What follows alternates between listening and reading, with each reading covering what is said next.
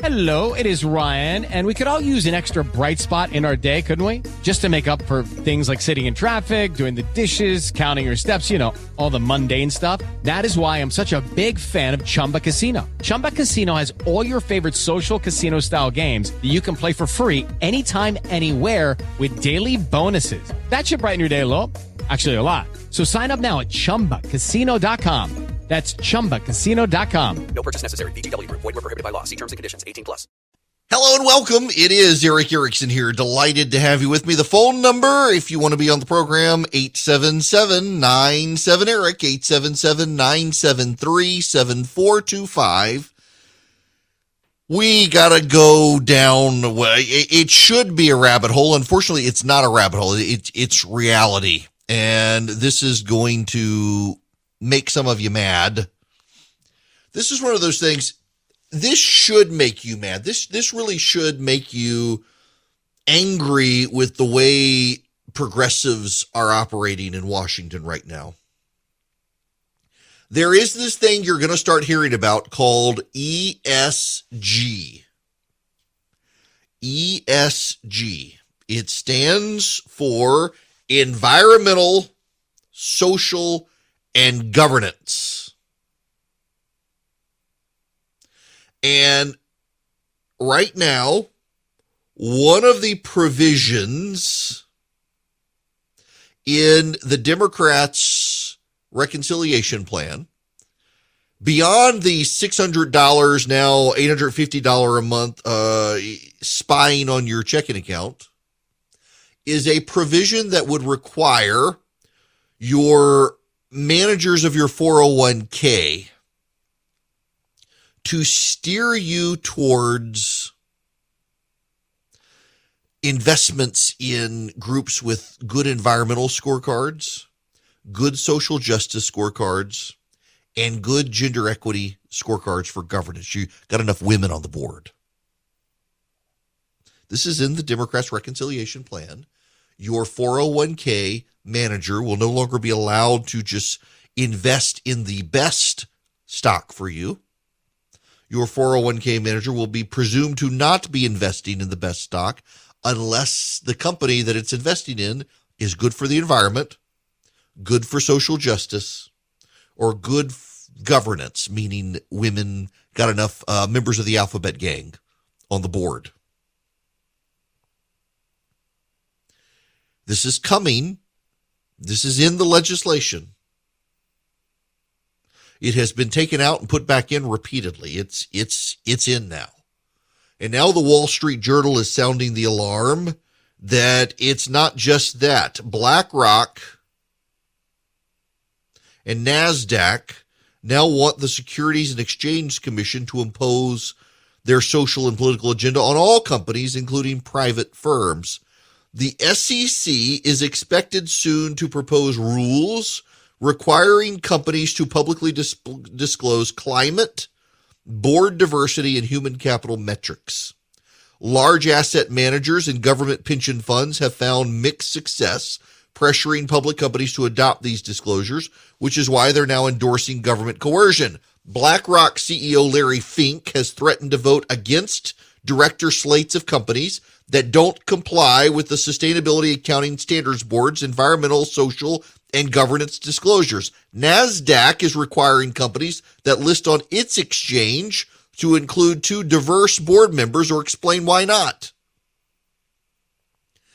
The SEC noted, and I'm reading now from the Wall Street Journal op-ed or opinion, it's actually the editorial piece. The SEC noted when blessing NASDAQ's de facto diversity quota in August that studies on the effects of board diversity are generally inconclusive. However, NASDAQ's proposal would lead to more efficient collection and use of the information by investors. In other words, it'll make it easier for Mr. Fink of BlackRock to bludgeon non-compliant companies. Democratic commissioners Allison Heron Lee and Carolyn Crenshaw issued a separate statement that, quote, there is more work to be done in improving both diversity and transparency at public companies and in our capital markets more broadly. In short, the NASDAQ rules are merely step one. They want to broaden ESG mandates beyond public companies. Private companies aren't covered by the SEC's disclosure regime. They don't sell securities to the public. Progressives, however, are urging the SEC to extend its ESG disclosure mandates to those companies anyway. California Attorney General Rob Bonta in an SEC public comment endorsed standardized and sufficiently specific disclosures for public and private companies. You see, what they're doing here is they're trying to collect the data and use the government to do it, by which they can steer the mob. Now, there's something else here you need to know as well. A lot of these companies that do this sort of stuff, they're not the best companies. Look, I don't have a problem if a company decides it wants to take steps to minimize its carbon footprint. I don't have a problem with them doing that. I really don't. I may not want to invest in that company, but, I invest in Apple. I own stock in Apple. I buy all Apple's products. I buy stock in Apple. And Apple is one of those companies that is doing what it can for sustainability reasons, for environmental reasons, to make everything with recycled materials and have carbon zero in their production. They want to use renewable energy, solar, wind, water. They want to do all this stuff. Good for them. They're a private business. They're allowed to. Publicly traded private business. Their shareholders want it. Good for them. I don't see any reason to do that, but they do, and that's fine. And Apple makes great products, and they can do that. Other companies, however, don't necessarily make good products or provide good services. But they do this to virtue signal so that people will invest in the companies who want to feel good about themselves. And now the government, the SEC, wants to force every company to do this. And not only that, Congress wants to force your 401k to invest in those companies. And it's really to prop up those companies, because the companies themselves may not be doing a good job, but the government can force money managers to buy their stock and prop them up anyway. They want to use the government to not just control you, but to control everything. They don't want the free market to work. Now, the reason they don't want the free market to work is they have no faith in the free market. It's not only that they don't have any faith in the free market, it's they think the free market is bad, because the free market goes to cost efficiencies. And it's not efficient, let alone it's not cheap, to try to minimize your carbon footprint. A company like Apple, $1 trillion company, can. A smaller company may not be able to. So they're trying to force this on everyone. And in trying to force it on everyone, that's where they're exercising control. See, people are looking over at the COVID stuff, and they're saying, they're trying to control us through COVID. That's not really it. I know a lot of people think that, but that's not actually it. They're not trying to control us with COVID. As I've mentioned repeatedly, their issue is they promised us COVID zero, and they can't get there. So now they don't know how to get out of the pandemic. They're stuck. That's not where they're controlling us. It certainly looks like they're controlling us there, but it has everything to do with they promised us COVID zero, and now they can't get there, and they can't admit it to themselves or to you. This right here, though, this is how they're trying to control us. This is the control issue. These people want to control your life. These people want to control how you live. These people want to control your investments to reward their friends. See, these people haven't been getting their money back on all this stuff. And so they're going to go after it. And the larger issue here is the breakdown in public and private distinctions. For example, this has now happened with opponents of critical race theory, conservatives, right of center people who oppose it. They've shown up at school board members' houses and they've protested outside their houses. That's wrong. But the only reason they're doing it, this was not a conservative thing until the left started doing it. The left started doing it over immigration, over taxes, over healthcare, over all these things, started showing up at people's houses and harassing people. And so, of course, people on the right, the post-Christian right, have adopted this and said, well, hey, they're doing it. I'm going to do it too. It looks like a winning tactic if they're doing it, so I'm going to behave just like them. It's not a winning tactic. But what it really is it's further breaking down the divide between the public and the private. And in breaking down the divide between the public and the private, you risk greater authoritarianism on both sides. You know, I think it's kind of funny. So many people want to focus on the authoritarianism of the side they're not on. I think both sides have a tendency. There is right-wing authoritarian in the world. Pinochet was an example of that. There's a lot of left-wing authoritarianism in the world. What tends to come from both is a irreligion or an atheism that drives it. The post-Christian right and the post-Christian left have a lot in common in that regard.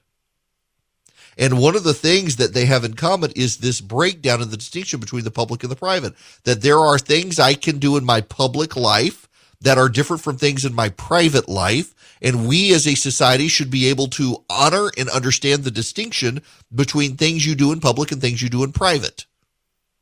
And your statements in private to your friends should not be used to condemn you in the public space.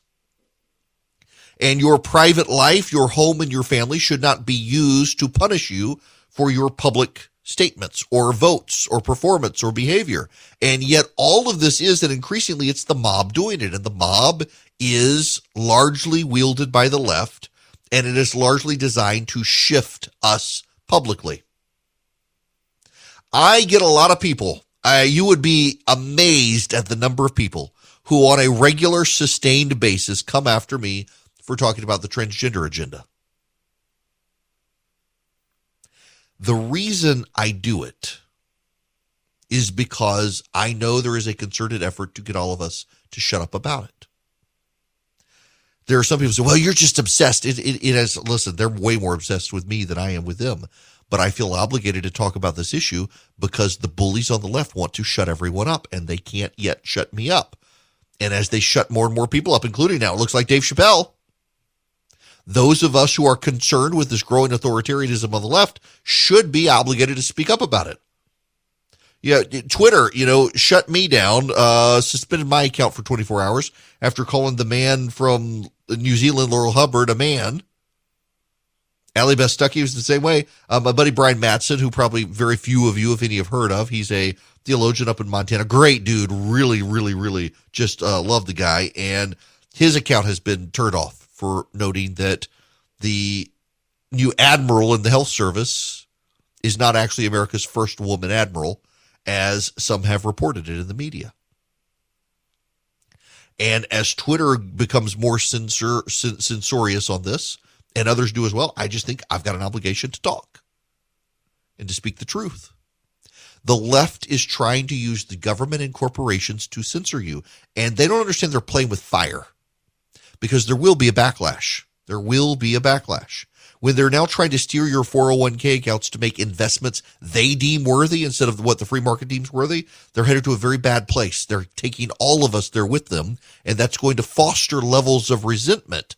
This breakdown between the public sphere and the private sphere, whether it's with businesses and trying to force private businesses that aren't publicly traded to behave as if they're publicly traded, whether it's forcing your private decisions into the public to shame you, ridicule you, bully you, you got to stand up to this stuff. And honestly, for corporations out there that are upset about this as well, but can't really do anything about it, for CEOs that are concerned, the easiest way to win the fight is to not play. It's to not engage on the issue, to go on as if everything is normal, to ignore them. More people should, and yet they refuse to because the media comes after them, everybody comes after them. You've got to be able to stand up and say, I'm not playing. I'm not playing. You've got to not play the game, and you'll win. If you are a regular listener of this here program, you know my quest for the perfect mattress. I finally found one after multiple iterations. And then, of course, you got to get the perfect sheets to go with the mattress. I mean, you need quality sheets. Well, that's why Boll and Branch is right for you. There's a great company out there. They're highly entrepreneurial, and they make high-quality sheets, the highest quality. It makes the world a better place when you're sleeping under high-quality sheets on a great mattress, and you need Boll and Branch to go with your mattress. They are soft. They've got that weighted feel, but they're also very, very soft. They're very comfortable. You sleep cool, but you also feel like you have something on you. Like, I can't sleep in super light sheets, and the Boll and Branch, they are the perfect balance. My wife loves them. I love them. They're super soft. They're high quality. And you know what? You'll sleep well at night with them. You'll also, for some reason, the Boll and Branch, it's the sheen on them. You don't get tangled up in the covers at night, which is also great. So I highly recommend Boll and Branch. You can try them worry-free for 30 nights if you don't believe me. You get free shipping and returns. Now, my listeners get 15% off your first set of sheets with promo code ERIC, ERICK, at bollandbranch.com. That's Boll and Branch, BOLL, and branch.com. The promo code is ERIC. Sleep comfortably with Boll and Branch. You won't get tangled up under the covers. They give you a little weight. They're the perfect set of sheets to go with your mattress. Welcome back. The phone number, 877-97-ERIC, 877-973-7425. Phone lines are open. It's not just your 401k they want. It's not just your private business they want. It's your car, too. This is from NBC. This is an opinion piece. Aaron Sagan is a parenting, health, and culture journalist. Americans don't always fear the things we should. This summer, my dad visited us every week in the Pacific Northwest to play with the grandkids. And every week, I could predict what his complaints would be. The record-breaking heat in the area was aggravating him, as was the chronic pain in his back, a deep ache still lingering from a major car accident 2 years ago. The common cause in these events was not lost on me. The threat car emissions pose to the environment gets some attention. But what we Americans are still in total collective denial about is how lethal our car dependency already is. Every year, nearly 40,000 people die in crashes, and at least another 3.3 million are seriously injured. Cars put us in clear, imminent danger every day, especially the most vulnerable and marginalized. Motor vehicle traffic is a leading cause of death for children, well ahead of firearms or drownings. Among adults, black and brown people are more likely to die or be injured by cars than white people. Oh, apparently cars are racist now, too. I can see why they want to get rid of them. This year so far, 21,450 people have died in motor vehicle accidents, up 17% from 2019. More than 2.4 million have been injured seriously. So don't drive. Notice her concern. We've got to put everyone on it. But by the way, self-driving and electric vehicles. She says that we're just trying to fix the problem, but we've got to stop normalizing the trauma caused by cars. Why would someone please get this woman a doll of a car and let her show where it hurt her? This is bizarre. Yeah, it's one of the worst parts of the internet, the worst attribute of the internet, is it allows people who have frivolous complaints to air those complaints for all as if they are some worthwhile complaint.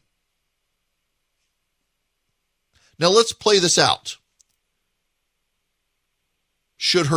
Because her father was in a car wreck, should he just not come visit? Is there public transportation available easily for him to be able to get there or not? And the larger issue here is this forces us all back into cities where we've had a global pandemic. You get rid of your cars, you can't drive out to the farm. This person has clearly been traumatized by vehicular collisions. But why should the entirety of American society be bound to her trauma? And that is what we find in the selfishness of this age. The number of people who are bound to their own trauma and want the rest of us to be bound to their trauma as well. The only way for them to take control of their trauma is to have the rest of us held hostage by their trauma as well. I saw a story earlier today, and I thought it was a joke, and it was actually not a joke. A woman who is upset because she was traumatized by an inorganic chemistry test and believes that medical practice now should get rid of requiring future doctors to take, or it was organic chemistry, not inorganic chemistry. An organic chemistry test traumatized her. And therefore, the medical community should stop requiring organic chemistry on your way to med school. Society held hostage by your trauma is not a society any of us, including the traumatized, should want. But some people, instead of trying to conquer their trauma, just want the rest of us held hostage to it. And they think if we're all roped in it together, they don't have to conquer anything. We're just all enslaved to their self-interest and selfishness. I'm not living in that world. Y'all, from the moment I sat in my X chair, my body said, this is what a real office chair is supposed to be like. I had gone through office chairs, and then I got my X chair, and it is the perfect chair. In fact, my X chair, unlike your chair, can massage my back while I'm sitting doing 3 hours of talk radio. It can even heat up and cool down depending on my office, which tends to run hot in the summer and cold in the wintertime. And it's all in the LMX massage and temperature regulation, exclusively designed for the X chair. And once you feel the customized support of X chair's patented dynamic lumbar, DVL, they call it, dynamic variable lumbar, your back's going to be happy. What I need you to do, you got to go check out the X chair, because I bought y'all know the expensive brand, and I bought it. It was a good chair. It actually was a really good chair. And X Chair takes it to the next level. What you need to do is go to xchaireric.com now. That's X, the letter X, chair, ERICK.com, or call 844-4XChair for $100 off your order. X Chair has a 30-day guarantee of complete comfort. You can finance your purchase for as little as $30 a month. It's xchaireric, ERICK.com. It is worth it. Welcome back. It is Eric Erickson here. The phone number, if you want to be a part of the program, 877-97-ERIC, 877-973-7425. I have to take a momentary deviation from normal things. Friends, Halloween is upon us. I have finally put out some of the Halloween decorations. I used to decorate more, but as I get older, Christmas is the one I want to decorate for, not Halloween. A lot of people, it is notable. Listen, I'm not saying you can't. Don't misunderstand me, but I just do find it notable how, as we move into a post-Christian society, Halloween becomes the favored holiday for people to decorate. Halloween is almost equal to Christmas in the number of lights and outdoor ornamentation people put on now. It's fascinating data. I have a lot of friends of mine who are regular good Christian churchgoers who love Halloween. It's not a holiday you can't participate in. If you're a Christian, you can. I know there are some people don't. We've got a couple of people in my neighborhood. They hand out Jack Chick lit. If you don't know who Jack Chick is in literature, he's convinced the Pope is the Antichrist and that you're going to hell if you celebrate Halloween. Literally, we have someone in the neighborhood who hands out, they may be listening, I don't know. They hand out Jack Chick cartoons that are always about how Halloween is the devil's night to lure you to hell, and dental floss and occasional pencils. My kids for years have avoided that house like the plague.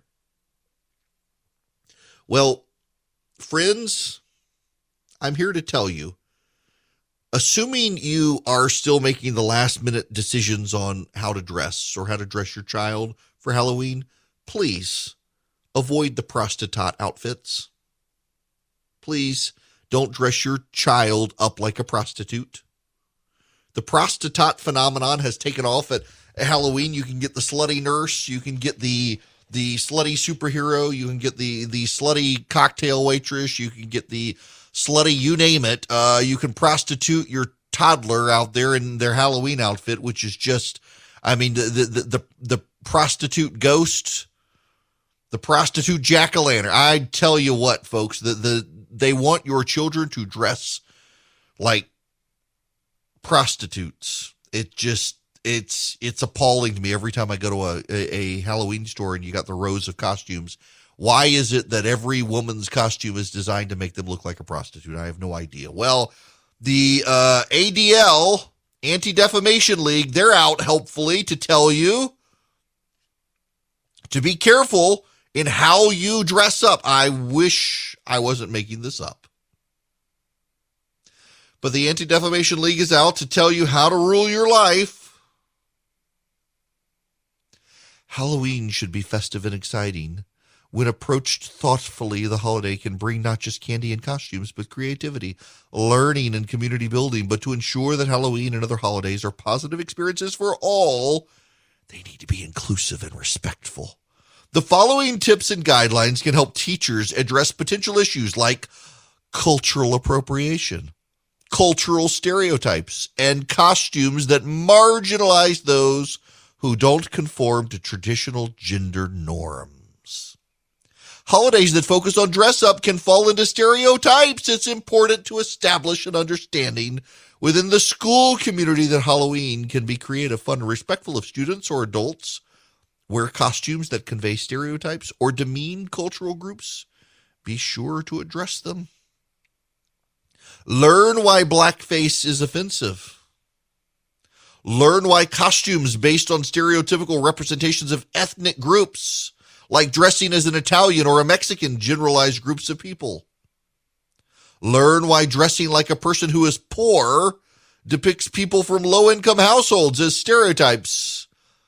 Now, what if you're depicting a bum like a hobo who rides on the train tracks? I mean, how is that depicting a low-income household? Is something you're depicting a dude who rides on the train?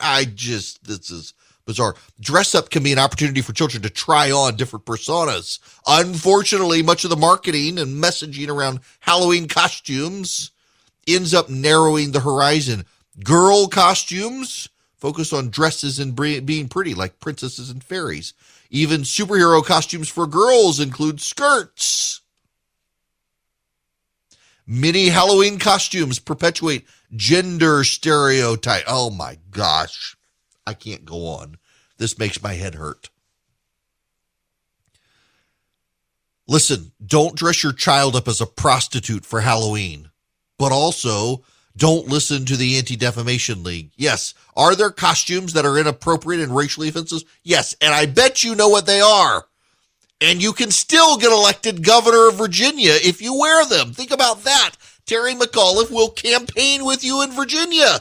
You dress up, literally Ralph Northam in his college yearbook or medical school yearbook, he's either dressed as a Klansman or someone in blackface, because there are only two pictures or only two people in the book, a Klansman and someone in blackface. Who is who? He's never acknowledged. I suspect, based on what I've heard in Virginia, the rumor is it might have been someone in a significant other. And he's the governor of Virginia. And people called for his resignation, including Terry McAuliffe. And now McAuliffe is honored to have his endorsement and is campaigning with him. Funny how that works. Friends, don't dress your child up like a prostitute and otherwise have fun. The amount of worry and hand-wringing these people bring into this stuff is nonsensical. It really is just silly to have the lamenting of the left on how you choose to dress up yourself or your child on Halloween. They got to preach for you. Well, it's not just them.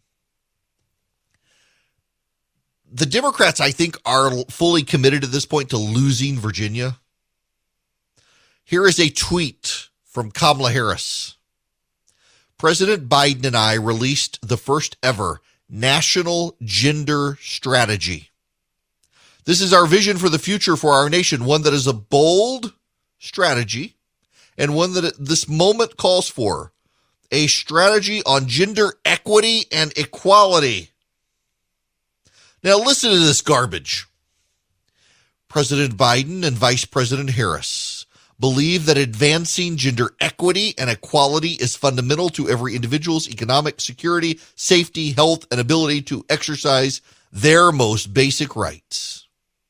It is also essential to economic growth and development, democracy and political stability, and the security of nations across the globe, ensuring that all people, regardless of gender, have the opportunity to realize their full potential is, therefore, both a moral and strategic imperative. Yet no country in the world has achieved gender equality, and we are at an inflection point. The COVID-19 pandemic has fueled a health crisis, an economic crisis, and a caregiver crisis that has magnified the challenges that women and girls, especially women and girls of color, have long faced, and also of the men who think they're women. They have 10 interconnected priorities: economic security, gender-based violence, health, education, justice, immigration, human rights, equality, and equality under the law, security and humanitarian relief, climate change, science and technology, and democracy, participation, and leadership. Oh, good gracious. Now, none of this stuff is going into law. This is all to keep in mind, perpetuate women as victims, and you need the Democrats. They are convinced women are victims. And you know, in a way, the Democrats are right. We should acknowledge women are victims. We should acknowledge women have been abused. We should acknowledge men have become so good at becoming women that the women can't get ahead of the men. It's true. Bruce Jenner changed his name to Caitlyn Jenner, and suddenly he's like the most popular woman in America. Won an ESPN award for his womanness. You know, Dave Chappelle is under a lot of fire for pointing out Caitlyn Jenner. She became the ESPN top female without ever having gone through a time of the month or getting pregnant. All those other women suffered, and Bruce becomes Caitlyn, and boom, gets the award. Or the Admiral, Rachel Levine. The healthcare service treats itself like the Navy. And he is now the first woman admiral in the healthcare service. He, a man, is the first female admiral in the service. So the next woman to become will be the second. A man became the first woman admiral. A woman will only be the second woman unless you then put it in asterisks. And then why are you putting it in asterisks? Are you othering the first admiral? Women, you're coming in second to men all over the place. Laurel Hubbard, dude from New Zealand, gets on the Olympic team, bumping an actual woman for him. And when you point that out, Twitter turns off your account. You're not even allowed to point out, dude looks like a lady. He's a dude. He's a man. And you may be offended by that. You may say I'm transphobic, but it's the truth. Biology does not change just because your feelings change. You can say the gender is, and you know, we used to separate this. The trans movement itself used to separate. Gender and sex are two different things, and now they're all however you feel about it. What I find deeply ironic here is that the White House, the Biden administration, led by Kamala Harris on this, want to, quote, advance gender equity and equality at home and abroad with a strategy that calls for continued accountability, consultation, and engagement as we work towards our collective vision for gender equity and equality. I guess they're pursuing equality so much so that men can now become women and then get ahead of the women. This is the most bizarre aspect of the 21st century and postmodern Western civilization, is that how long have we been advocating for women for so long? Female equality, equal access to jobs, equal pay. All of these things the left has been advocating, and along comes some men and they're like, hey, you qualify too. I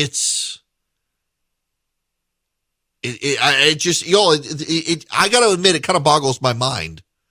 For years, we've been talking about the feminism. You know, they're trying to cancel Margaret Atwood now. That's right.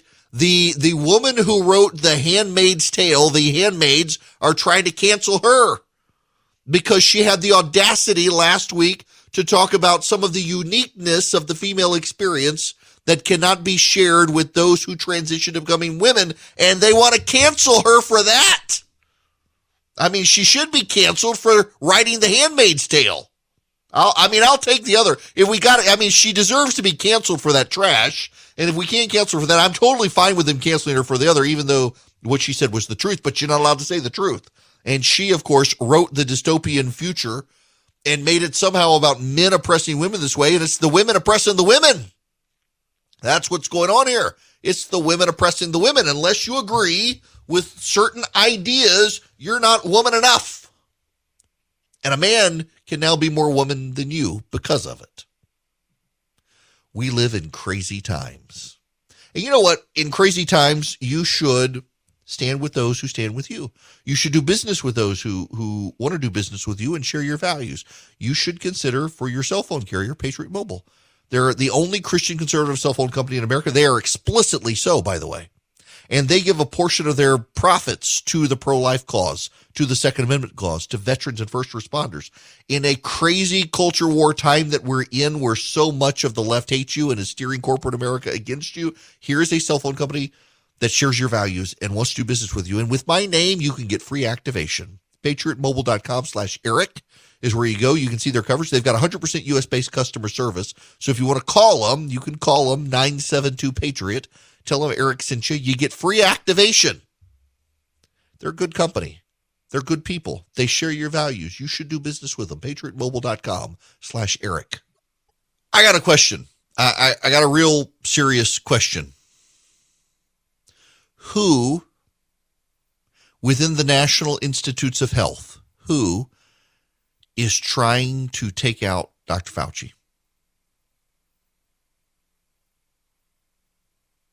I'm not a big conspiracy theorist, and I don't think it's a conspiracy theory. I think someone within our government is trying to force Dr. Fauci out of his job. Is it the Biden administration slowly leaking this information out to discredit him so they can bring in someone else? You know, Fauci continues to screw things up. Every time he goes on television now, he makes it more difficult for the government to maintain credibility. A man who was useful at the beginning of this pandemic can't let the pandemic go.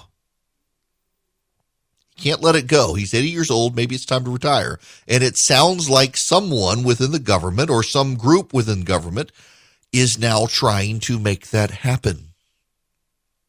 Have you heard the leaks about Fauci's research where they allowed dogs, the heads of dogs, to be bitten by flies until they let the flies eat basically the dogs alive? The cruelty to animals in the research, maybe it was for a good cause. I don't know. They're not making it out to be.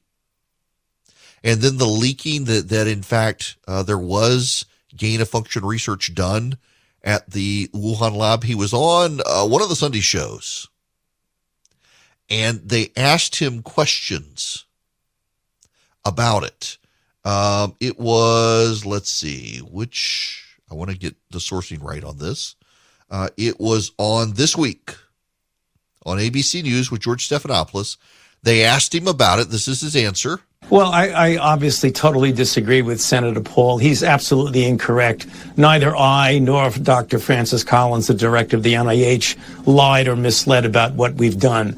The framework under which we have guidance about the conduct of research that we fund, the funding at the Wuhan Institute was to be able to determine what is out there in the environment in bat viruses in China.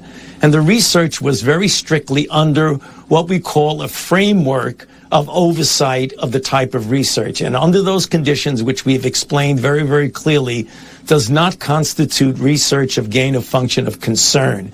There are people who interpret it that way, but when you look at the framework under which the guidance is, that is not the case. So I have to respectfully disagree with Senator Paul. He is not correct that we lied or misled the Congress. It's just not correct, George. I'm sorry. Gain of function of concern isn't gain of function. Gain of function is, can we make these viruses do more than otherwise? Gain of function of concern is, can we weaponize it? Paul was never asking about gain of function of concern, just asking about gain of function. And the NIH has come out and said, yes, as a matter of fact, we were doing that. We were funding that research. Paul was right. Fauci is not right. At least they asked him about it, but they don't have the depth of knowledge to be able to allow him not to obfuscate. Who is dropping the Oppo bombs on Fauci from inside the government? I think maybe the Biden administration is trying to get him to go out the door so they can bring in someone with a more hopeful, optimistic message in time for the midterms. Possibly. Hello, it is Ryan, and we could all use an extra bright spot in our day, couldn't we? Just to make up for things like sitting in traffic, doing the dishes, counting your steps, all the mundane stuff. That is why I'm such a big fan of Chumba Casino. Chumba Casino has all your favorite social casino-style games that you can play for free anytime, anywhere with daily bonuses. That should brighten your day a little.